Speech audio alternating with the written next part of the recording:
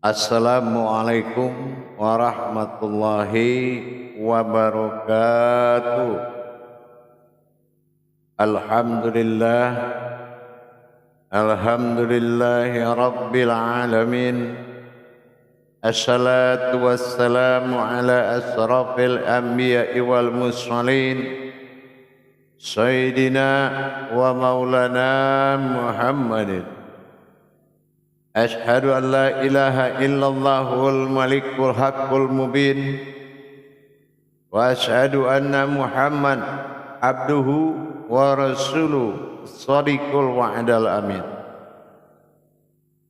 Allahumma salli wa sallim wa barik wa karim ahzanul nabil karim ihdinil ladzi min jalalika wa innal ladzi min jamalika wa innahu bin kitabika wa tahirin wal mujahidina amma ba'du wa ibadullah. Bersyukur kita kepada Allah dengan mengucapkan alhamdulillahi rabbil alamin atas segala karunia limpahan rahmah dan hidayahnya, serta dengan izinnya juga kita dapat menjalankan amanahnya, beramal dan beribadah zahir batin dunia dan akhirat. Bersalam kita tidak akan pernah kita lupakan. Mari sama-sama kita panjatkan, kita bacakan salawatnya atasnya beliau junjungan kita dengan mengkalamkan Allahumma sholli ala sayyidina Muhammad wa ala alihi sayyidina Muhammad. Alhamdulillah bertemu lagi dengan saya Guru Mursyid Syekh Nur Muhammad Buya Irwan Maulana Al-Qalidi Sumatera Barat,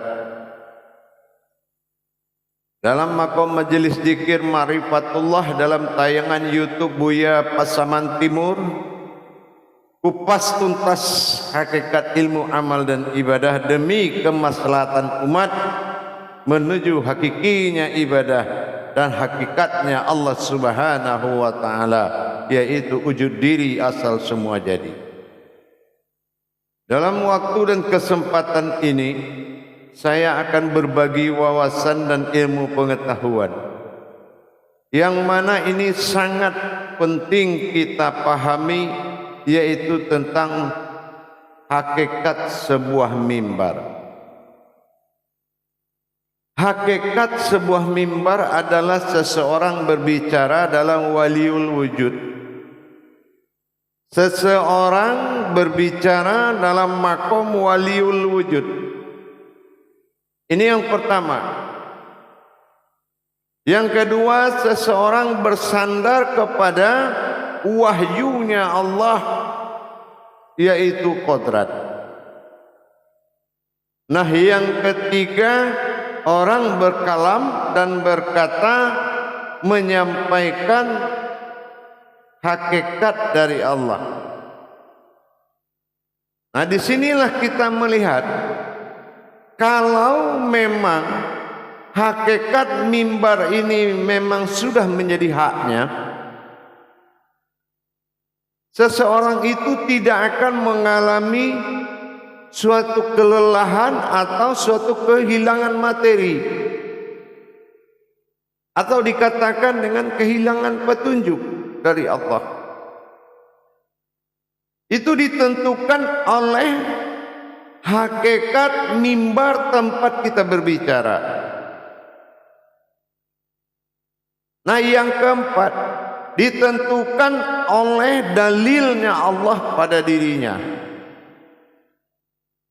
Dalilnya Allah pada dirinya. Sudahkah berdalil Allah pada dirinya? Kenapa?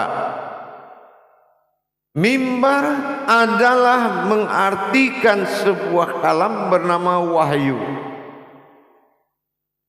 Kalau memang kita sudah dikatakan di dalam wahyu Allah, itu apa?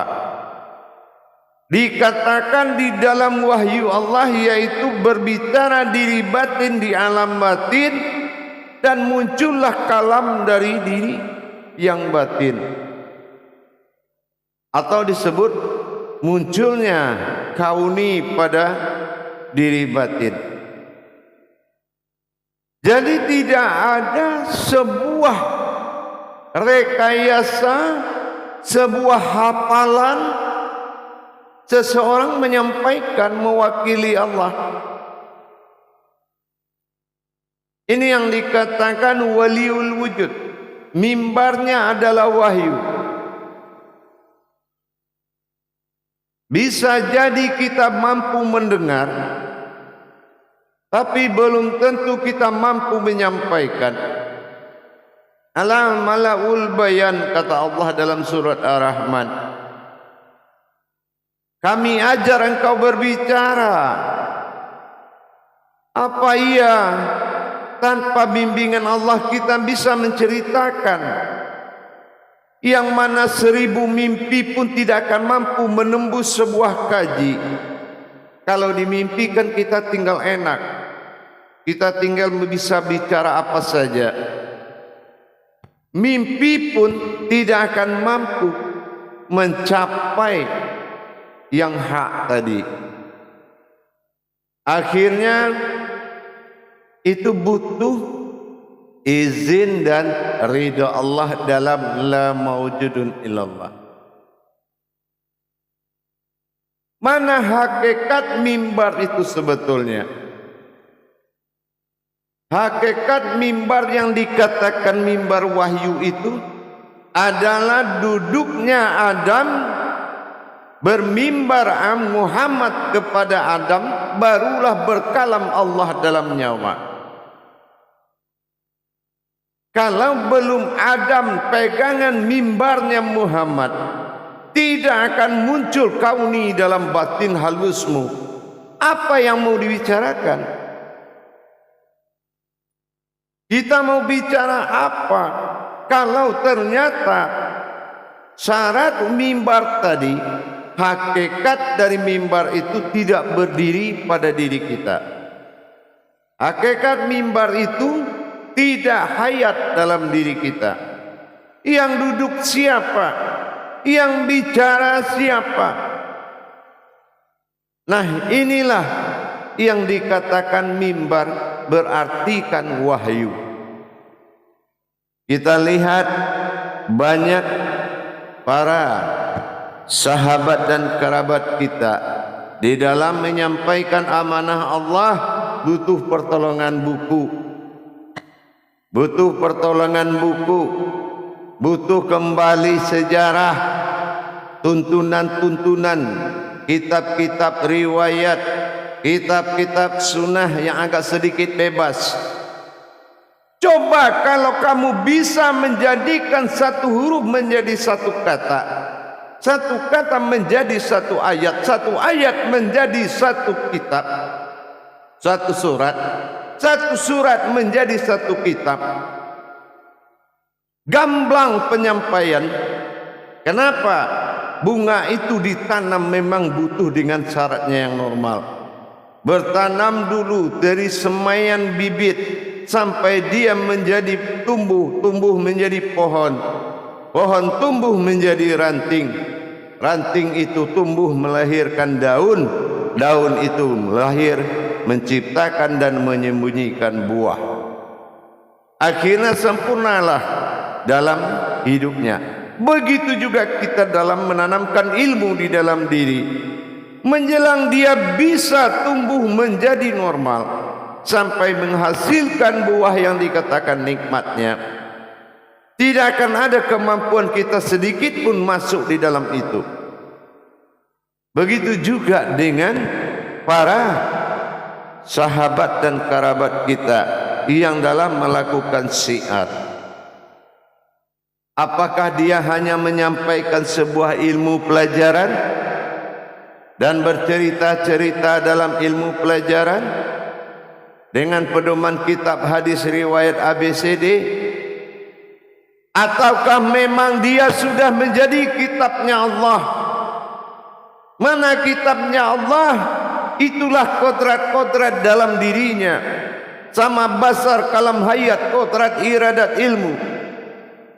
Nuru alal nurin izzatin wal batinu wal wujubu alal sirun. Semua kodrat-kodrat mulai dari nur, mulai zat batin semua al batinu. Begitu juga dengan Al-An'am, Nas, Al-Fatihah, Bismillah, Hu Allah, Sin, Nas, Ba, Alif, Sin. Apakah Al-Quran itu sudah hayat di dalam diri sebagai arasnya Allah? Kalau memang peradaban yang bertausiah, yang menyampaikan, yang mencari enak-enak saja, bukan dari Allah. Dari Allah itu bukan enak, tapi nikmat. Nikmat apa? Dari takut mati malah mencari mati. Dari takut miskin malah minta miskin lagi. Karena di dalam miskin itu tempat bersembunyi kekayaan. Dari kesenangan takut selama ini dengan musibah, akhirnya mencintai musibah, karena musibah itu membawa sebuah nikmat, sengsara membawa nikmat. Tidak mudah wahai saudaraku, tidak mudah menjadi wasilahnya Allah, tidak mudah sekali. Kesulitan yang tinggi adalah kebenaran yang tinggi di dalam diri. Apakah memang kita sudah menguasai? Setelah menguasai, apakah pernah menyaksikan, pernah mengenal dan merasakan dalam perjalanan tajalinya? Bagaimana kita mendapatkan Allah sudah jadi Tuhan dalam diri? Tuhan, Allah itu memang Tuhan, tetapi belum tentu menjadi Tuhanmu dalam diri, karena kamu belum ada tahu mana batasan Tuhan dan umat dalam diri. Jamaah yang dirahmati Allah, kaum muslimin dan muslimat rahimakumullah, ini ditentukan oleh marwah seorang pembawa agama. Apakah memang dia sudah ahlul baitnya agama, ahlul kitabnya agama, atau memang dia sedengar, atau disebut dengan jiping, dengar kaji dengan kuping, cerita lagi ke yang lain, samyana wa ta'na kepada guru, tidak taat kepada Allah.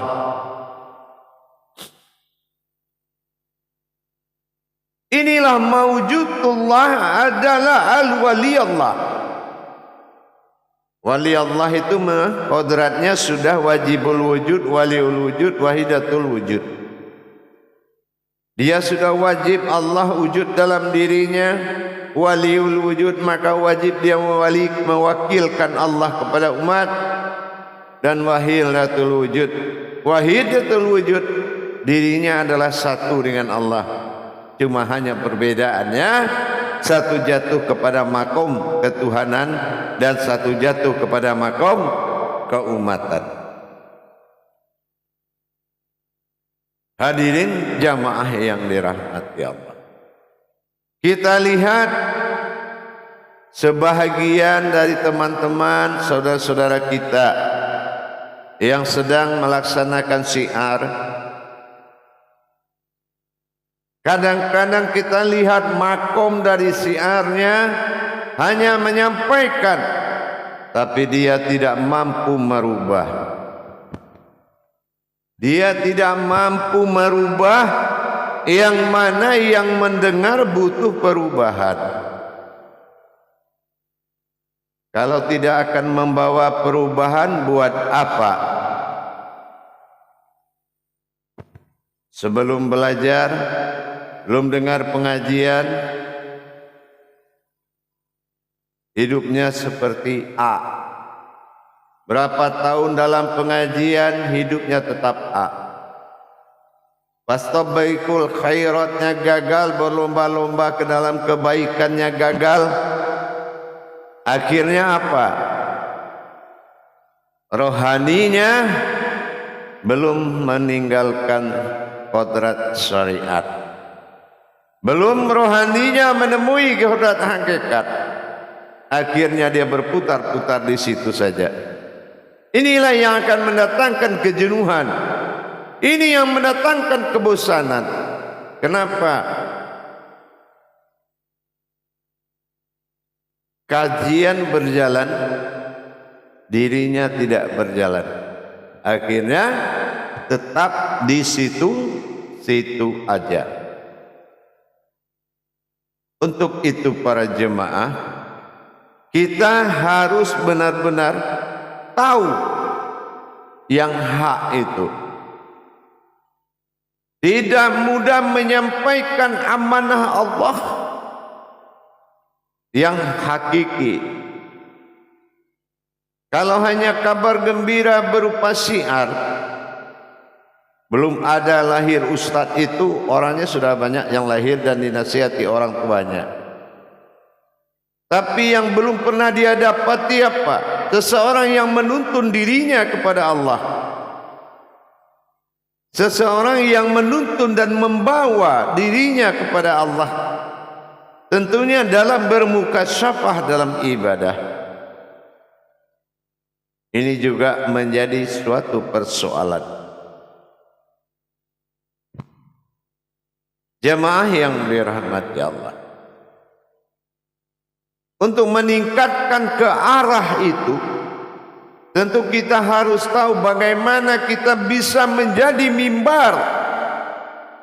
Mimbarnya siapa? Beribadah Muhammad, berkalam Allah dalam nyawa. Nyawa wujud dalam batin. Maka dari kauni muncul mutakalimun dan bertahbir di kalam. Bertahbir pada kalam. Sampailah amanah kepada umat. Banyak komentar-komentar yang ada dari pembawa agama. Susah menyampaikan yang hak itu. Dengan alasan yang menerima kajian, pengajian, takut salah.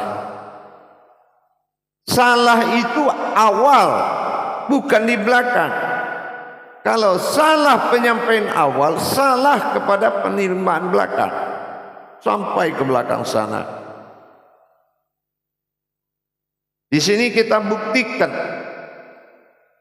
bahwa menyampaikan yang hak butuh guru yang hak, butuh diri yang berhak, dan butuh kaji yang hak. Makanya banyak pemahaman tauhid tidak bisa dijalankan oleh ulama dan umat karena butuh izin Allah, dan itu bernama faham. Maknai surat Al-Baqarah ayat 269. Allah tidak buka faham hikmah di hati mereka kecuali oleh orang-orang yang dikehendaki Allah.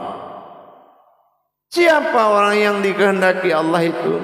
Orang yang sami'na wa taqanna. Orang yang patuh dia dengar, dia patuh dia taat. Patuh kepada gurunya, taat kepada ilmunya. Yang banyak sekarang itu ahli Jabariyah. Ahli Jabariyah. Apa ahli Jabariyah? Ahli cerita. Sehingga ulama yang benar juga terbawa imbasnya. Ngomong doang. Bicara saja. Pandainya cuma bicara. Gara-gara 2-3 orang yang pandai bicara, ulama yang benar terbawa-bawa maksiat dari nama dia. Dikenakan apa? Kalau terlalu memaksakan diri, mencari posisi fasilitas kajian di dalam agama didampakkan oleh faktor hidup. Itu jangan diharap dia bisa merubah hidup, tetapi malah bisa membinasakan yang hidup. Kalau kita hanya menghalalkan segala cara. Para jemaah yang dirahmati Allah, Mari kita berdoa bersama-sama kepada Allah. Mudah-mudahan orang utusan-utusan Allah itu adalah orang-orang yang telah dibekali paham, telah dibekali derajat, telah dibekali ilmu, sehingga sampai ke aras Allah kajian dan bertabur berupa hidayah kepada umat. Inilah yang harus kita cari. Maka dari itu para jemaah, para hadirin dan pemirsa sekalian YouTube Buya Pasaman Timur, mari kita cari perubahan. Mari kita cari yang hak. Sudah tua dan sudah lama kita dalam hidup. Harusnya sudah ada peningkatan ketuhanan. Jangan kita melihat ada orang beragama tapi tidak bertuhan. Maka kita harus benar-benar meningkatkan kualitas agama kita dengan belajar. Apalagi kita tidak mendapatkan marwah mimbar tadi. Marwah mimbar itu berdirinya ilmu yang hak disampaikan oleh ulama yang hak dan diterima oleh murid yang hak. Bukan hanya sekedar terjadi, bukan hanya sekedar menyampaikan. Kita harus menyelamatkan diri sesuai dengan makom ibadah kita yang bernama Islam. Sesuai dengan makom ibadah kita bernama Islam. Islam itu maknanya 3. Yauma ulitu, diselamatkan kehidupan kita di dunia. Yauma mumitu, diselamatkan kematian kita dalam sakaratul kepada Allah. Dan diselamatkan yauma absawaya, diselamatkan pertemuan kita kepada Allah. Diselamatkan kita bertemu dengan Allah, tentunya dengan mengetahui derajat dan rahasia-rahasia Islam dan hakikat-hakikat yang hakiki di dalam belajar. Memperbanyak pemahaman hakikat dalam ilmu tauhid, mentauhidkan diri kepada Allah dengan hak. Itulah mimbar. Kalau kita berbicara di luar, dimanapun kita berbicara di rumah, jangan lupa mimbar, mimbar dan mimbar. Dirikan mimbar. Bermimbar Adam, Muhammad kepada Adam, berkalam Allah dalam nyawa. Itu mimbar. Wahyu. Karena Adam berwujud kepada nur, Muhammad berwujud pada zat, dan kalam berwujud pada kauni, yaitu Rabbani batin. Maka sampai dia kepada umat, dijamin sampai kepada umat. Tapi kalau yang bergerak dan berkata ini belum hak, maka tidak akan sampai kepada arasnya Allah. Maka arasnya Allah tidak menurunkan berupa petunjuk, berupa keberkahan, berupa hidayah. Dengan kita meningkatkan pemahaman, belajar bahwasan mimbar itu adalah wahyu, bukan tempat podium berbicara. Jangan samakan podium itu dengan mimbar. Ingat, hakikat dari mimbar itu adalah wahyu. Hakikat dari wahyu adalah kauni. Kauni mutakalimun, takbir berupa kalam. Inilah kodratnya, harus rabbani, nurani, rohani dan nurani. Inilah diri insan. Di dalam dibungkus oleh diri si baharu bernama jasad. Ini pembungkus. Jangan bungkusnya yang banyak bicara, tetapi nilai yang di dalam pembungkus itulah yang menjadi kejaran mata batin kita. Jangan lihat yang bergerak, tapi lihat yang siapa yang menggerakkan. Jangan lihat yang berbicara, tapi lihat siapa yang berbicara itu. Jangan lihat yang menyampaikan, tapi di dalam penyampaian tadi lihatlah siapa yang menyampaikan. Inilah jamaah hadirin hadirat rahimakumullah. Insyaallah kita tingkatkan kembali. Kita tingkatkan kembali yang hak, sehingga Allah ibtiqa madatilah, Allah tujuan akhir kita. Jangan tunduk ke dalam wujud yang tidak memahami, tapi dirikan rukun Islam dengan semurni-murninya dan berpedoman kepada rukun iman. Rukun iman bukan sesungguh-sungguhnya, tetapi rukun yang harus diimani. Rukun Islam bukan sesungguh-sungguhnya, tetapi rukun yang harus ditepati. Ingat para jemaah sekalian, mudah-mudahan berkah dan bisa dipahami insyaallah. Mari kita dirikan mimbar yang sebenarnya, yaitu dirimu tempat Allah berkalam. Akhirul kalam wa billahi taufiq wal hidayah. Assalamualaikum warahmatullahi wabarakatuh.